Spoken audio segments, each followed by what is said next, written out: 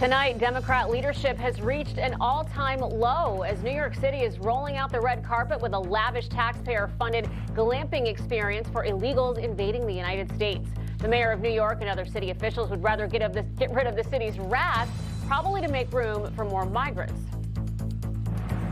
This is not Ratatouille. Rats are not our friends.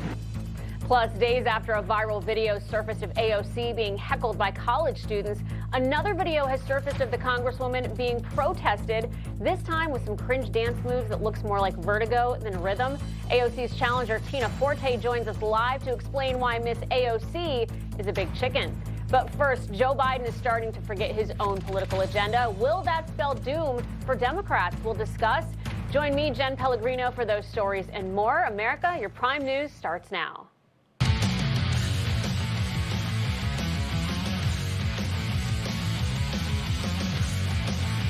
Topping tonight's Prime News, even Joe Biden doesn't support Joe Biden, and anyone who still supports this president is clearly brainwashed. We all know Biden's worsening cognitive decline causes angry outbursts, gaffes galore, and a tendency to wander off. But now he's so far gone, he doesn't even remember or comprehend the very policies that his White House pushes. We've long surpassed the point of trivial confusion and forgetfulness. We've reached what appears to be brain damage, actual mental decay. There are countless examples, obviously, but let's just take a look at what happened today. Should there be any restrictions on abortion at all? Any restrictions on abortion at all? Yes, there should be. What should they be? And Roe v. Wade. Read it, man. You'll get educated. Read it, man. I mean, my point exactly. His handlers will sure to be issuing a correction later, but you saw it. We have the receipts. Angry Joe yelling and grabbing at a reporter. I mean, that there should be restrictions on abortion, despite nearly his entire party and administration taking the opposite stance. He's also factually wrong. Since we love facts here at Prime News, Roe v. Wade does not put any restrictions on abortion. It leaves it to the states. Meanwhile, this new Democrat bill to codify Roe would remove most, if not all, of the pro-life state laws. So everything he just said is contradictory, which really means Joe Biden doesn't even comprehend the policies he's pushing, which is why it's perfect that Joe went to campaign for the embarrassment of a Senate candidate. Pennsylvania Democrats put up John Fetterman. I mean, this is a new level of desperation for the Democrats. Fetterman is quite literally the only one in worse shape than Joe, a man running for the United States Senate who dresses like he lives in his parents' basement. And he and Slide and Biden are the epitome of Dumb and Dumber, yelling at us from a stage, telling us to vote for them. In fact, Fetterman is so pathetic, he didn't even speak today at his own campaign event.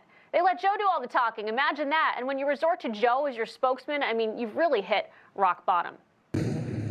Well, I tell you what, I knew he'd come here and do this. No, I'm joking. John, thank you very much for running. I really do appreciate it. And Zell, you're gonna be a great lady in the Senate. Over $1.2 billion. As I was talking to your person, Gov, also we're gonna get the railroad going too. I'm a rail guy, anyway. And Bobby, I promised you, he'd been on my back to get this done since I got elected president. Don't forget the locks, John. So I just think, I'm not sure how we're going to do this, but so long as I couldn't say no, so we get the money for the locks project done, I think we should call it Casey's Lock. I don't know. But Bobby, you have been, for a Scranton guy to worry about the locks in this side, anyway.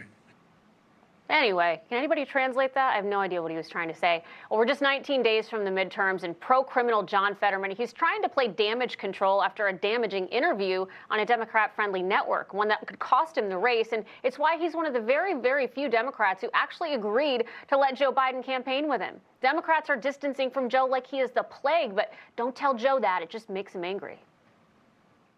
John Fetterman's going to appear with you today in Pennsylvania, but there haven't been that many candidates campaigning with you. Why are more? That's not true. There have been 15.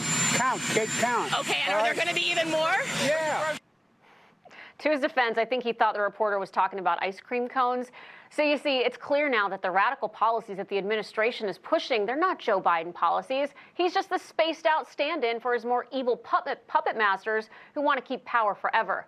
Joe Biden spent a vast majority of his political career as more of a moderate. What he's spewing now is so far off from the stances he took when his mind was all there, everything from the filibuster to crime to abortion. Compromising the filibuster, quote, would topple one of the pillars of American democracy. Do you support gay marriage? No. It doesn't matter whether or not they're the victims of society. They must be taken off the street. I do not view abortion as a choice and a right. I think it's always a tragedy, and I think that it should be rare and safe. And I think we should be focusing on how to limit the number of abortions. It's all right there. Joe Biden doesn't even support Joe Biden. If he's unclear about his own political positions, I mean, it's irresponsible for anyone else to support his political positions. It's all a deep, confusing mind farce to just tell voters what they want to hear for long enough that they become loyal and they vote for them. Republicans must break through this smokescreen of lies and flip-flops if they're going to win next month. It has to start with consistency, something that Joe Biden and the Democrats completely lack.